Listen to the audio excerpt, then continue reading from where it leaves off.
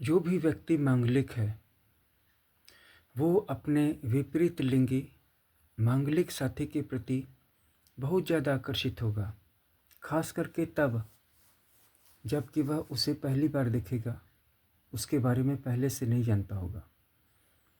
लड़कियां भी जिनकी जन्म कुंडली में मंगल कहीं पर भी बैठ करके उनको मांगलिक बनाता है, जैसे कि चौथे भाव में बैठा हुआ मंगल, तो ऐसा मंगल उनको ऐसे लड़कों के प्रति आकर्षित करवाएगा जो मांगलिक हैं, और ऐसी लड़की ऐसे लड़के से मिलने के लिए कुछ भी करेगी।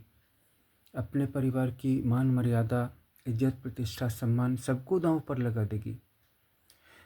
लेकिन बाद में ये एक मांगलिक से दूसरे मांगलिक का आकर्षण काफ़ी ज़्यादा फैटल हो जाता है, जिसमें कि दोनों ही एक दूसरे को घायल करते हैं, दोनों ही एक दूसरे से हेट भी करने लगते हैं, और हेट करने के बाद फिर से सुलह कर पाना काफ़ी मुश्किल होती है।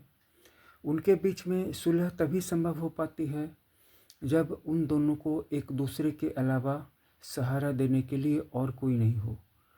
अगर इन दोनों को सहारा देने के लिए कोई और भी व्यक्ति हो, इन दोनों का कोई पेरेंट, जैसे लड़की के माता पिता या लड़का, तो उस सिचुएशन में ये दोनों बिल्कुल भी एक दूसरे के साथ रहना गवारा नहीं करेंगे।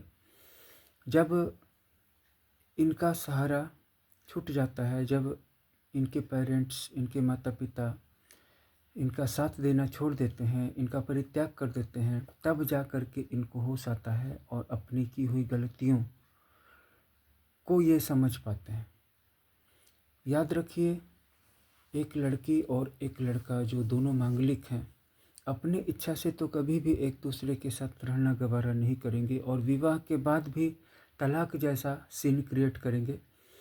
तलाक पेपर पर हो या न हो, कोर्ट में हो या न हो, ये ज़्यादा मायने नहीं रखता है। बात इतनी है, और समस्या बस इतनी है कि ये दोनों अपने अपने ईगो से भरे हुए हैं, और दुनिया चाहे लाख समझा के रह जाए, लेकिन इनको झुकना नहीं आता है, झुकना इन्होंने नहीं सीखा है। हाँ, जब इनको खतरे का एहसास होगा तब ये दोनों एक हो जाएंगे। जब इन पे संकट आएगा तब ये दोनों एक हो जाएंगे।